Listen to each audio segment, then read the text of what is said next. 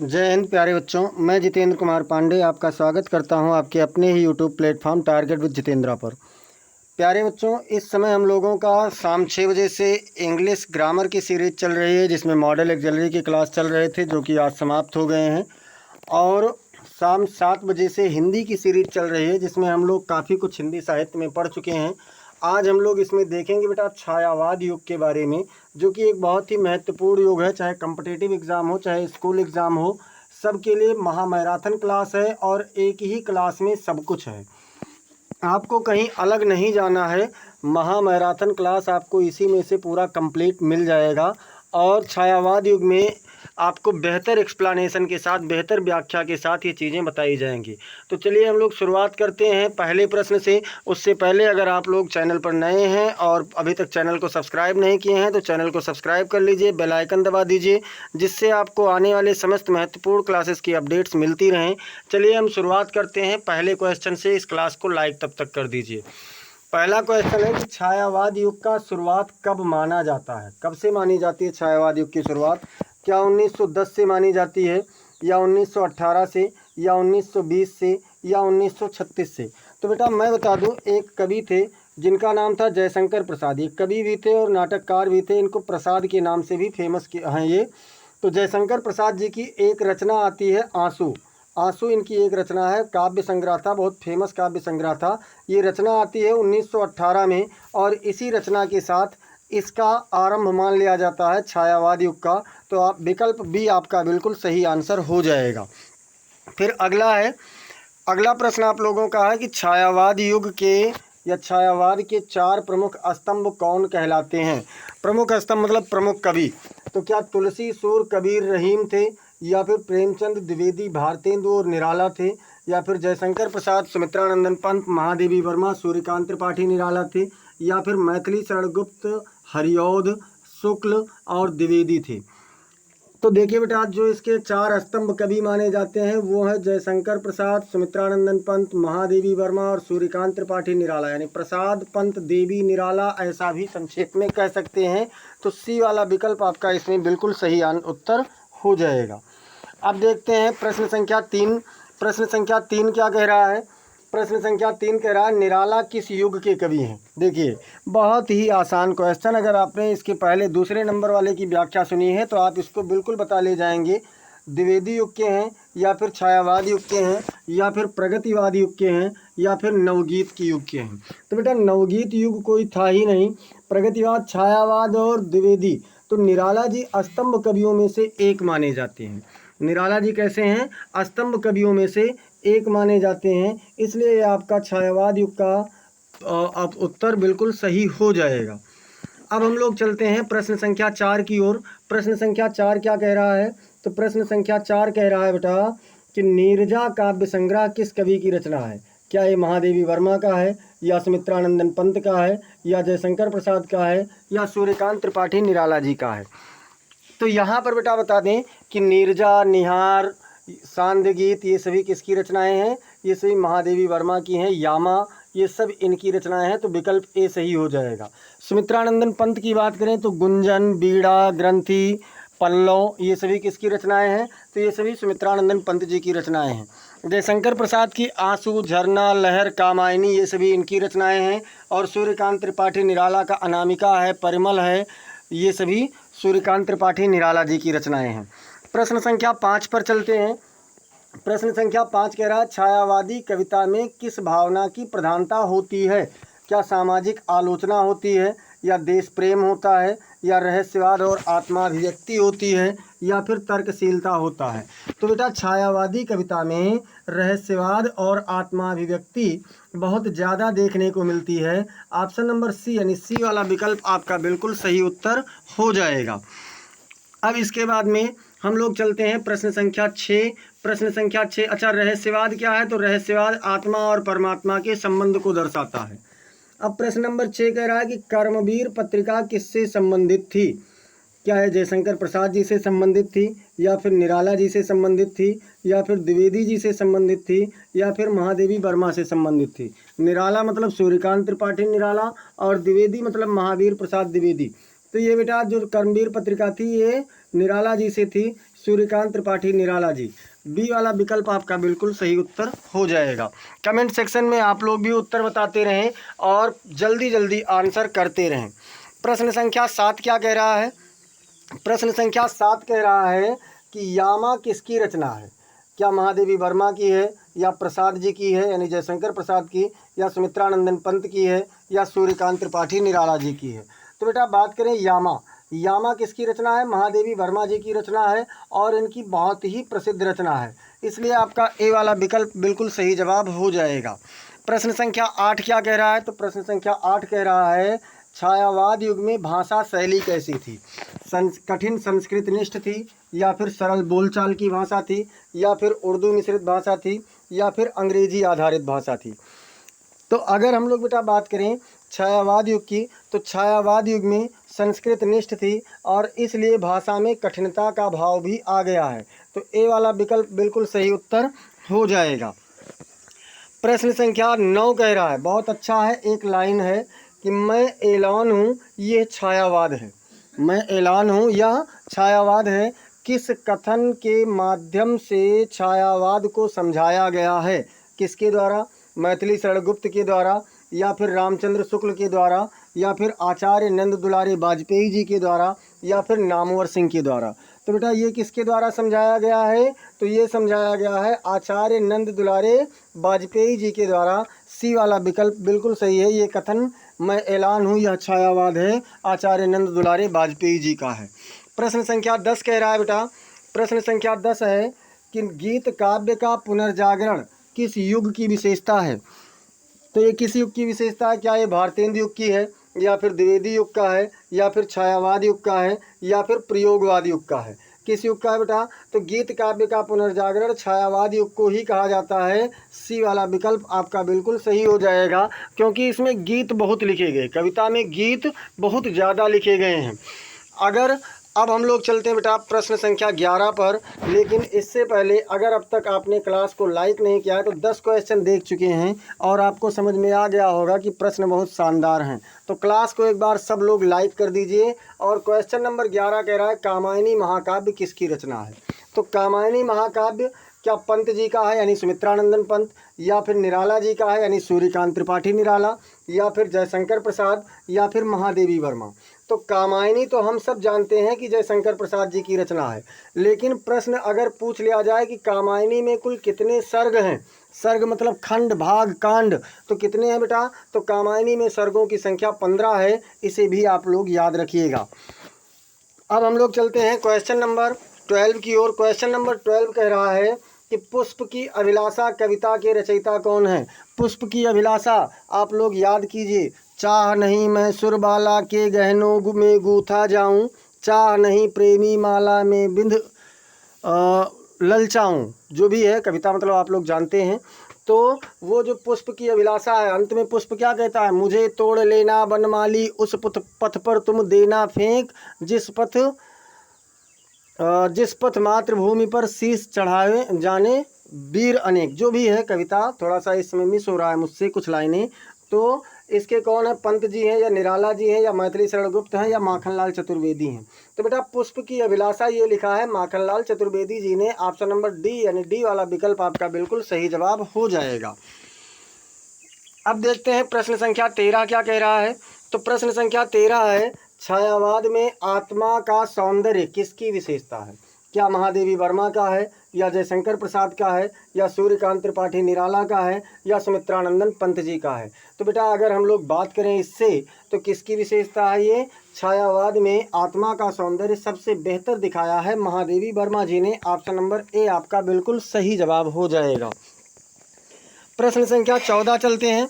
प्रश्न संख्या 14 कह रहा है कि वेणु काव्य संग्रह किसकी रचना है? देखिए एक वेणु रचना है, वेणु निबंध है, वो किसका है? तो वो फणीश्वर नाथ रेणु जी का है। मैला आंचल वेणु ये सभी कहानी संग्रह मतलब वेणु निबंध संग्रह है, और मैला आंचल कहानी संग्रह है। तो सुमित्रानंदन पंत जी का है, या जयशंकर प्रसाद का है, या निराला का है, या रामधारी सिंह दिनकर जी का? वेणु की बात हो रही है बेटा, तो वेणु किसका है? इन चारों में से किसी का नहीं है। तो फिर आप लोग कहेंगे कि सर जी क्यों? क्योंकि बेटा यहाँ पर हमसे मिस हुआ है, हमने वो ऑप्शन नहीं लिया है। ये बेड़ू जो काव्य संग्रह है ये है माखनलाल चतुर्वेदी जी का। किसकी रचनाएं हैं? माखनलाल चतुर्वेदी जी की ये रचना है। अब इसके बाद में चलते हैं प्रश्न संख्या 15 की ओर। प्रश्न संख्या 15 कह रहा है छायावाद युग के कवियों की प्रमुख अभिव्यक्ति का माध्यम क्या था? क्या गीतात्मकता था, या खंड काव्य था, या उपन्यास था, या लेख था? तो बेटा लेख या उपन्यास नहीं होगा, कवि है ना। तो खंड काव्य की बात करें तो खंड काव्य भी नहीं था। अभी हमने थोड़ी देर पहले बताया था कि इसमें छायावाद युग में गीत काव्य बहुत ज़्यादा लिखे गए हैं। अब चलते हैं हम लोग प्रश्न संख्या 39 की ओर। प्रश्न संख्या 39 कह रहा है साकेत किसकी प्रसिद्ध रचना है? क्या ये दिनकर जी का है, या प्रसाद जी का है, या गुप्त जी का है, या फिर निराला जी का है? साकेत की बात हो रही है। दिनकर मतलब रामधारी सिंह दिनकर, प्रसाद मतलब जयशंकर प्रसाद, गुप्त मतलब मैथिली शरण गुप्त, और निराला का मतलब सूर्यकांत त्रिपाठी निराला। तो ये किसकी रचना है बेटा? साकेत। साकेत है मैथिली शरण गुप्त जी का। सी वाला विकल्प आपका बिल्कुल सही जवाब हो जाएगा। अब चलते हैं प्रश्न संख्या 17 की ओर। प्रश्न संख्या 17 कह रहा है गीतांजलि किस कवि की प्रसिद्ध कृति है जिसे छायावाद से भी जोड़ा जाता है? तो हालांकि जिसकी रचना है गीतांजलि वो छायावाद युग के नहीं थे। महादेवी वर्मा, या फिर रविंद्रनाथ टैगोर, या फिर सूर्यकांत त्रिपाठी निराला, या फिर सुमित्रानंदन पंत। तो मैं बता दूं गीतांजलि में जनगण मन अधिनायक जय ही लिखा गया है, जो कि कलकत्ता अधिवेशन 1911 में ही गाया जा चुका है। मतलब ये उससे पहले हो चुका। और 1913 में गीतांजलि पुस्तक पर नोबेल पुरस्कार, साहित्य का नोबेल पुरस्कार मिला है, और ये लिखा है बेटा रविंद्रनाथ टैगोर जी ने। और हमारा छायावाद युग कब से शुरू होता है? 1918 से। तो अब आप सोचेंगे कि सर जी जब 1913 में इस पर नोबेल पुरस्कार मिल चुका तो फिर ये क्यों, यहाँ पर इनका क्या प्रभाव रहा? गीतांजलि से छायावाद के जो कवि थे ये बहुत ज़्यादा प्रभावित थे, इसीलिए कहा गया है कि जिसे छायावाद से भी जोड़ा जाता है। छायावाद के कवि इससे बहुत ज़्यादा प्रभावित थे। तो ये रचना है बेटा टैगोर जी का। ऑप्शन नंबर बी आपका बिल्कुल सही जवाब हो जाएगा।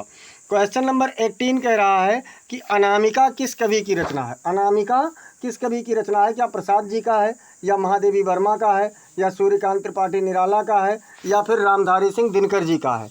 तो बेटा अगर अनामिका की बात करें तो अनामिका है सूर्यकांत त्रिपाठी निराला जी का। परिमल, अनामिका, कुकुरमुत्ता ये सभी किसकी रचनाएं हैं? तो ये सभी इनकी रचनाएं हैं। अच्छा दिनकर की बात करें तो दिनकर का है उर्वशी है, परशुराम की प्रतीक्षा है, ये सभी किसकी रचनाएं हैं? तो ये हैं संस्कृति के 4 अध्याय हैं, ये सभी रामधारी सिंह दिनकर जी का है।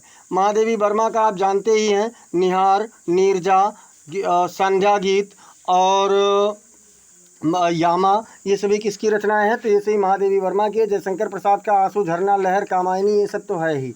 प्रश्न संख्या 19 कह रहा है बेटा, प्रश्न संख्या 19 कि जयशंकर प्रसाद की कौन सी रचना छायावाद युग की प्रतिनिधि रचना मानी जाती है? देखिए छायावाद, अब क्या कामायनी है, या कंकाल है, या आंसू है, या झरना है? तो आंसू रचना से छायावाद का आरंभ माना जाता है, 1918 में प्रकाशित हुआ था। लेकिन कामायनी जो है इसकी प्रतिनिधि मानी जाती है, मतलब नेतृत्वकर्ता माना जाता है। ऑप्शन नंबर ए यहाँ पर बिल्कुल सही जवाब हो जाएगा। अब हम लोग देखते हैं बेटा प्रश्न संख्या 20। प्रश्न संख्या 20 में एक कविता की लाइन है जो बार बार पूछी गई है। हिमाद्री तुंग श्रृंग से प्रबुद्ध शुद्ध भारती कविता किसकी रचना है? क्या है दिनकर जी का है, या जयशंकर प्रसाद जी का है, या सुमित्रानंदन पंत जी का है, या महादेवी वर्मा जी का है? तो बेटा अगर हम लोग बात करें हिमाद्री तुंग श्रृंग से प्रबुद्ध शुद्ध भारती, ये लिखा है जयशंकर प्रसाद जी ने। किसने लिखा है? जयशंकर प्रसाद जी ने। तो बी वाला विकल्प आपका बिल्कुल सही जवाब हो जाएगा। प्रश्न संख्या 21 कह रहा है कि मेरे गीत किस कवि का काव्य संग्रह है? मेरे गीत क्या ये निराला जी का है, या फिर महादेवी वर्मा जी का है, या फिर सुमित्रानंदन पंत जी का है, या जयशंकर प्रसाद जी का है? तो बेटा मेरे गीत नामक एक संग्रह तो है महादेवी वर्मा जी का, और मेरे गीत नामक एक संग्रह है पद्मा जी का भी। तो मतलब पद्मा भी हैं और महादेवी वर्मा भी हैं। फिलहाल इस ऑप्शन में आपको, इस प्रश्न में ऑप्शन मिल रहा है महादेवी वर्मा, तो इसलिए महादेवी को जरूर याद रखना। अब चलते हैं प्रश्न संख्या 22 की ओर। प्रश्न संख्या 22 क्या कह रहा है? छायावाद युग में प्रकृति चित्रण किस कवि की विशेषता है? क्या निराला जी का है, यानी सूर्यकांत त्रिपाठी निराला, या फिर जयशंकर प्रसाद, या फिर महादेवी वर्मा, या फिर सुमित्रानंदन पंत? तो अगर हम बात करें तो सुमित्रानंदन पंत को प्रकृति का सुकुमार कवि भी कहा जाता है, और इसका सही जवाब क्या होगा बेटा, पंत ही होंगे, यानी कि Sumitranandan Pant. Option number D आपका बिल्कुल सही जवाब हो जाएगा। प्रश्न संख्या 23 देखते हैं क्या कह रहा है। प्रश्न संख्या 23 कह रहा है कि निहार किस कवि की काव्य कृति है। क्या ये पंत जी का है, या महादेवी वर्मा का है, या जयशंकर प्रसाद का है, या फिर दिनकर जी का है। निहार तो अभी हमने 2 बार आप लोगों को बताया है, निहार, नीरजा, रश्मि, संध्या गीत, यामा, ये सभी किसका है बेटा, ये सभी हैं महादेवी वर्मा जी की रचना है। किसकी रचना है, महादेवी वर्मा जी की रचना है। पंत की बात करें तो गुंजन, बीड़ा, ग्रंथि, ये सभी किसकी रचनाएं हैं, पल्लव, ये सभी रचनाएं हैं सुमित्रानंदन पंत जी की। दिनकर और जयशंकर प्रसाद का आप लोग जानते हैं, अभी हमने बताया है। अब देखते हैं प्रश्न संख्या 24 क्या कह रहा है। प्रश्न संख्या 24 कह रहा है छायावाद शब्द का सर्वप्रथम प्रयोग किसने किया। सबसे पहले छायावाद शब्द का प्रयोग किसने किया। क्या रामचंद्र शुक्ल ने किया, या आचार्य नंद दुलारी वाजपेयी ने किया, या डॉक्टर नगेंद्र ने किया। तो अगर हम इतने में से ही देखें बेटा तो कौन सा होगा, इसमें होगा आचार्य नंद दुलारे वाजपेयी, यानी बी वाला ऑप्शन आपका बिल्कुल सही जवाब हो जाएगा। प्रश्नों के उत्तर आप लोग कमेंट सेक्शन में करते रहें, और क्लास को अगर अब तक आप लोगों ने लाइक नहीं किया है तो सभी लोग बेटा क्लास को लाइक जरूर कर दीजिए। प्रश्न संख्या 25 कह रहा है छायावाद युग के कवियों ने व्यक्ति की किस भावना पर बल दिया। छायावाद युग के कवियों ने व्यक्ति की किस भावना पर बल दिया है। क्या भक्ति भावना पर बल दिया है, या फिर राष्ट्र प्रेम पर बल दिया है, या फिर आत्मनिष्ठता पर बल दिया है, या फिर साम्यवाद पर बल दिया है। तो बेटा अगर हम लोग बात करें छायावाद युग के कवियों की भावना पर, तो इन्होंने आत्मनिष्ठता पर बल दिया है। आत्मनिष्ठता मतलब क्या है कि अपने आत्मा की खोज पर इन्होंने ज़्यादा बल दिया है और बहुत ज़्यादा ध्यान दिया है। इसके बाद में प्रश्न संख्या 26 क्या कह रहा है। तो प्रश्न संख्या 26 कह रहा है छायावाद युग का प्रमुख काव्य रूप क्या था। छायावाद युग में क्या खंड काव्य ज़्यादा लिखे गए, या गीत ज़्यादा लिखे गए, या उपन्यास ज़्यादा लिखे गए, या फिर नाटक ज़्यादा लिखा गया। तो अगर बेटा बात करें प्रश्न संख्या 26 की ओर, तो प्रश्न संख्या 26 में छायावाद युग में बहुत ज़्यादा गीत लिखे गए हैं। तो यहाँ पर कौन सा विकल्प सही होगा, बी वाला विकल्प सही होगा। अब हम लोग चलेंगे प्रश्न संख्या 27 की ओर। प्रश्न संख्या 27 कह रहा है संध्या गीत किस कवि की रचना है। संध्या गीत की बात हो रही है, इसको सांध्य गीत भी लिखा जाता है या संध्या गीत लिखा जाता है। क्या जयशंकर प्रसाद हैं, या सुमित्रानंदन पंत हैं, या फिर सूर्यकांत त्रिपाठी निराला हैं, या फिर महादेवी वर्मा हैं। तो अगर हम बेटा इसके अकॉर्डिंग बात करें तो इसमें कौन सा सही होगा। तो संध्या गीत तो लिखा है महादेवी वर्मा जी ने।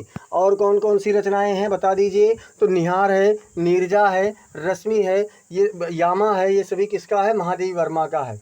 निराला जी की बात करें तो अनामिका, परिमल, कुकुरमुत्ता, ये सभी किसकी रचनाएं हैं, निराला जी की हैं।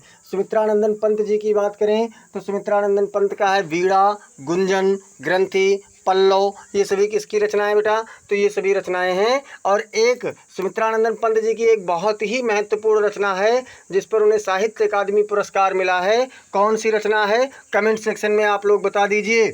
और प्रसाद जी की बात करें तो कामायनी, आंसू, झरना, लहर, ये सभी उनकी रचनाएं हैं। चलिए हम लोग चलते हैं प्रश्न संख्या 28 की ओर। प्रश्न संख्या 28 क्या कह रहा है, मैं अकेला ही चला था जानिबे मंजिल मगर। ये पंक्ति किस भावना से जुड़ी हुई है। मैं अकेला ही चला था जानिबे मंजिल मगर, ये किस भावना से है बेटा, इसमें किस बात को हो रहा है, क्या समाजवाद की बात है। तो भैया समाजवाद में सबको साथ लेकर के चलना होता है, अकेला नहीं, तो ये नहीं हो सकता।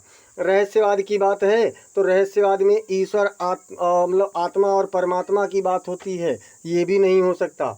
क्या आत्मचिंतन है, तो आत्मचिंतन मतलब अपने बारे में चिंतन नहीं, ये एकात्मकता को दर्शाता है। क्या दर्शाता है, एकात्मकता की, एक मैं ही चला था, कोई और नहीं चला था। अब अगर हम बात करें प्रश्न संख्या 29, प्रश्न संख्या 29 कह रहा उर्वशी किसकी प्रसिद्ध रचना है। उर्वशी में क्या है, जयशंकर प्रसाद जी का है, या फिर निराला जी का है, या फिर पंत जी का है, या फिर दिनकर जी का है। ये किसकी रचना है बेटा, तो उर्वशी में ये किसकी रचना है, उर्वशी है दिनकर जी की रचना, रामधारी सिंह दिनकर। और इसी में उर्वशी में से ही एक खंड है पुरुरवा, कक्षा 12 की किताबों में है, जो बच्चे पढ़े होंगे और या किताबें होंगी, अगर अभी तक नहीं पढ़ा है तो जा करके पढ़ लेना। पुरुरवा में कहा है दिनकर जी ने कि इंद्र का आयुध पुरुष जो झेल सकता है, सिंह से बाहें मिलाकर खेल सकता है, फूल के आगे वही असहाय हो जाता, शक्ति के रहते हुए निरुपाय हो जाता है, विद्ध हो जाता सहज बंकिम नयन के बाण से, जीत लेती रूप सी नारी उसे मुस्कान से। ये दिनकर जी की रचना है। ये पंक्ति भी पूछा जाता है कि इंद्र का आयुध पुरुष जो झेल सकता है, ये किसकी रचना है? तो ये किसका है बेटा? ये दिनकर जी का है, उर्वशी से लिया गया है, भूलना बिल्कुल भी नहीं है।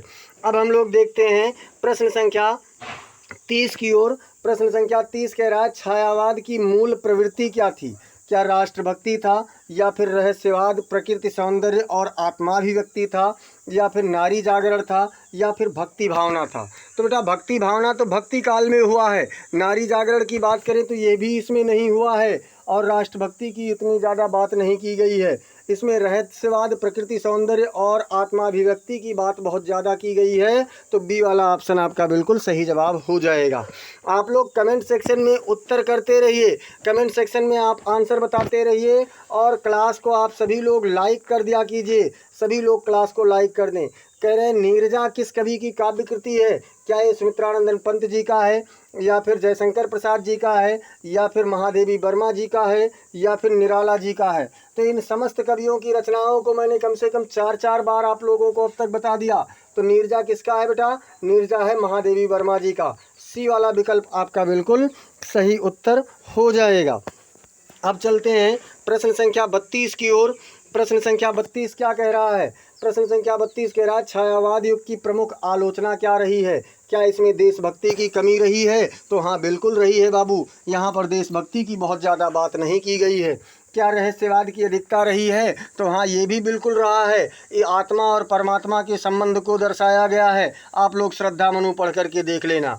और क्या इसमें व्यक्तिवाद की प्रधानता रही है? तो हाँ बिल्कुल रही है। हर कोई अपने, अभी तो कहा गया है मैं अकेला ही चला था जानिबे मंजिल मगर, तो आत्मा की बात की गई है, व्यक्तित्व की बात की गई है, केवल एक की बात की गई है।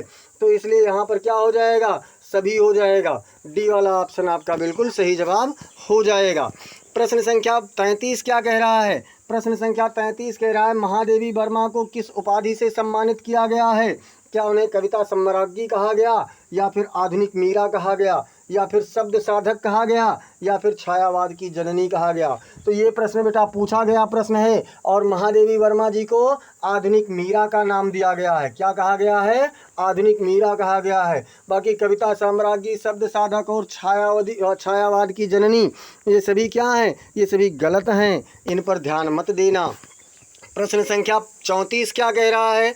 प्रश्न संख्या 34 कह रहा है कि छायावाद के समय का कालखंड क्या माना जाता है? मतलब किसे हम लोग छायावाद मानते हैं? तो क्या 1900 से 1915 है, या 1918 से 1936 है, या फिर 1935 से 1950 है, या फिर 1920 से 1940 है? अब मैं आपको बता दूं कि देखिए 1918 में प्रथम विश्व युद्ध की समाप्ति के बाद से, और लखनऊ में प्रगतिशील लेखक संघ की स्थापना हुई थी। प्रगतिशील लेखक संघ की स्थापना हुई थी, जिसमें मुंशी प्रेमचंद जी अध्यक्ष थे। उसका एक बैठक हुआ था, कब? 1936 में। उसके बाद में प्रगतिवाद शुरू हो जाता है। तो यहाँ पर आपको भ्रमित नहीं होना है, कुछ जगह आपको 1938 भी मिलता है, तो यहाँ हमारे 38 ऑप्शन में नहीं है, तो कौन होगा? प्रगतिशील लेखक संघ की स्थापना लखनऊ में 1936 में हुआ था। तो वहीं से क्या होता है? प्रगतिवाद मान लिया जाता है कि अब शुरुआत हो गया। तो ये ध्यान रखना, बी वाला आपका सही होगा, 1918 से 1936 तक। अब हम लोग चलते हैं प्रश्न संख्या 35। प्रश्न संख्या 35 पर पूछ रहा है कि आंसू कविता संग्रह के रचयिता कौन हैं? क्या जयशंकर प्रसाद जी हैं, या निराला जी हैं, या पंत जी हैं, या फिर महादेवी वर्मा हैं? तो बेटा अगर आंसू की बात करें तो आंसू किसका है? जयशंकर प्रसाद जी का है। आंसू, झरना, लहर, कामायनी, ये सभी किसकी रचनाएं हैं? तो ये सभी जयशंकर प्रसाद जी की रचनाएं हैं। सभी लोग कमेंट सेक्शन में जवाब जल्दी जल्दी भेजते रहें, और साथ ही साथ आप लोग क्लास को लाइक भी कर दिया कीजिए। अब चलते हैं प्रश्न संख्या 36 की ओर। प्रश्न संख्या 36 कह रहा है कि गुंजन किस कवि की कृति है? क्या ये पंत जी का है, या फिर निराला जी का है, या फिर दिनकर जी का है, या फिर महादेवी वर्मा का? तो बीड़ा, गुंजन, पल्लव, ग्रंथि, चिदंबरा, ये सभी किसकी रचनाएं हैं? सुमित्रानंदन पंत जी की। अभी हमने आप लोगों से कमेंट में पूछा था कि एक रचना था जिस पर साहित्य अकादमी पुरस्कार मिला था, वो कौन सा था? तो वो चिदम्बरा ही है। सुमित्रानंदन पंत जी की कौन सी रचना है? चिदम्बरा है। तो ऑप्शन नंबर ए बिल्कुल आपका सही जवाब हो जाएगा। प्रश्न संख्या 37 क्या कह रहा है बेटा? प्रश्न संख्या 37 कह रहा है कि छायावाद में नारी चित्रण की प्रमुख कवयित्री कौन है? मतलब नारी का चित्रण किसने किया है? तो रूपसी तेरा घन केस पास, याद कीजिए, रूपसी तेरा घन केस पास, ये किसने लिखा है? ये लिखा है महादेवी वर्मा ने। और मैं नीर भरी दुख की बदली, ये किसने लिखा है? ये भी महादेवी वर्मा ने लिखा है। तो ये बेटा महादेवी वर्मा ही जो थी, यही कौन थी? यही नारी चित्रण की प्रमुख कवयित्री मानी जाती हैं। बाकी सुभद्रा कुमारी चौहान नहीं है, रजनी भी नहीं है, और मीरा तो भक्ति काल की थी, छायावाद में है ही नहीं वो। फिर बात करें बेटा प्रश्न संख्या 38 की ओर। प्रश्न संख्या 38 कह रहा है गगन के सुमन किसकी रचना है? क्या ये पंत जी की रचना है, या दिनकर जी की रचना है, या फिर प्रसाद जी की रचना है, या फिर निराला जी की रचना है? तो बेटा मैं बता दूं, इसमें ये किसी की रचना नहीं है। ये फिर है किसकी रचना? और या फिर ये क्या हुआ? तो यहाँ पर थोड़ी सी गलती हुई है टाइपिंग में, वहाँ पर एरर हुआ है। और यहाँ पर ये रचना है शिवमंगल सिंह सुमन की। किसकी रचना है बेटा? शिवमंगल सिंह सुमन। शिवमंगल सिंह सुमन। तो देखिए सुमन इसमें भी है और सुमन इसमें भी है, तो आप सुमन सुमन से जोड़ सकते हैं, शिवमंगल सिंह सुमन भूलेंगे नहीं। और शिवमंगल सिंह सुमन छायावाद युग के थे भी नहीं, ये प्रयोगवादी कवि हैं। ठीक है बेटा। तो अब चलते हैं प्रश्न संख्या 39 की ओर। प्रश्न संख्या 39 क्या कह रहा है? नवजीवन किस कवि की रचना है? नवजीवन की बात हो रही है, तो नवजीवन क्या महादेवी वर्मा का है, या निराला जी का है, या प्रसाद जी का है, या फिर पंत जी का है? तो बेटा अगर बात करें नवजीवन की, तो नवजीवन किसकी रचना है? पंत जी का है। इसलिए आपका डी वाला ऑप्शन यहाँ पर बिल्कुल सही जवाब हो जाएगा। आप लोग कमेंट सेक्शन में आंसर करते रहें, और अगर कोई कन्फ्यूज़न है तो उसे भी आप ज़रूर बताइए। अब चलते हैं प्रश्न संख्या 40 की ओर। छायावादी कवियों ने किस भावना को प्रमुखता दी? छायावादी कवियों ने किस भावना को प्रमुखता दी है? क्या राष्ट्र सेवा को प्रमुखता दी, या फिर आत्मा की खोज को प्रमुखता दी, या फिर समाज सेवा को, या फिर आर्थिक असमानता को? तो छायावाद में राष्ट्रभक्ति की कमी थी, और छायावाद में सामाजिकता की भी कमी थी। मतलब यहाँ पर अकेले की बात हो रही थी, आर्थिक असमानता की भी बात नहीं है। यहाँ पर किसकी बात है? तो यहाँ पर आत्मा की खोज पर इन लोगों ने ज़्यादा ध्यान दिया है। प्रश्न संख्या 41 देखते हैं बेटा। प्रश्न संख्या 41 कह रहा है किस छायावादी कवि की रचनाओं में सबसे अधिक धार्मिक प्रतीकों का प्रयोग हुआ है? क्या पंत में, या फिर निराला जी में, या फिर महादेवी वर्मा में, या फिर प्रसाद जी में? तो बेटा सबसे अधिक अगर बात करें धार्मिक प्रतीक की, तो धार्मिक प्रकृति के कौन से थे? तो ये थे प्रसाद जी, यानी जयशंकर प्रसाद जी थे। धार्मिक प्रकृति के कौन थे? तो जयशंकर प्रसाद जी थे, और इन्होंने ही सबसे ज़्यादा धार्मिक प्रतीक का प्रयोग किया है। अब हम लोग चलते हैं प्रश्न संख्या 42 की ओर। प्रश्न संख्या 42 कह रहा है कि छायावाद में सबसे अधिक सौंदर्य बोध किस कवि में मिलता है? सुंदरता के प्रति सबसे ज़्यादा बोध किसने कराया है? क्या पंत जी ने, या फिर महादेवी वर्मा ने, या फिर दिनकर ने, या फिर गुप्त ने? गुप्त मतलब मैथिली शरण गुप्त। तो बेटा छायावाद में अगर बात करें तो प्रकृति की सुंदरता का वर्णन सबसे ज़्यादा किया है सुमित्रानंदन पंत जी ने। तो ए वाला विकल्प आपका बिल्कुल सही जवाब हो जाएगा। प्रश्न संख्या 43 कह रहा है कि छायावादी कवियों ने किस साहित्यिक प्रवृत्ति को जन्म दिया? क्या यथार्थवाद को जन्म दिया, या फिर रहस्यवाद को जन्म दिया, या फिर प्रगतिवाद को जन्म दिया, या फिर प्रयोगवाद को? तो बेटा प्रगतिवाद और प्रयोगवाद ये तो अलग युग ही था। यथार्थ की इन लोगों ने बात नहीं की है, इन लोगों ने सबसे ज़्यादा रहस्यवाद अर्थात आत्मा और परमात्मा के संबंधों की बात की है।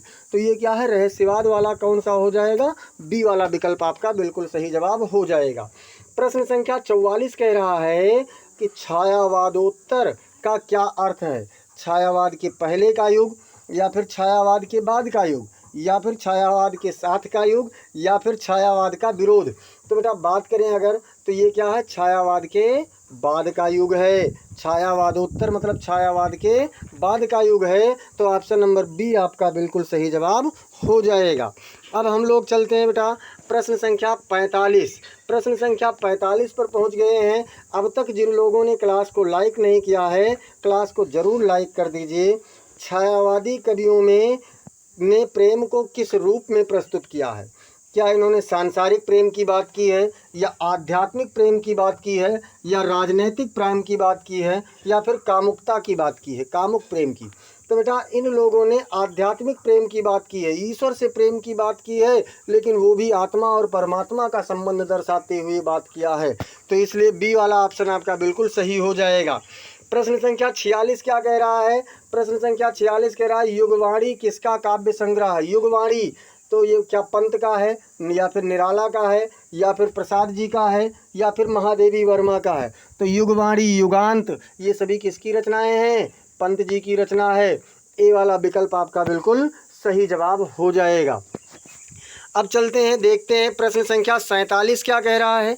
प्रश्न संख्या 47 कह रहा है दीप शिखा काव्य संग्रह किसकी रचना है? दीप शिखा की बात हो रही है।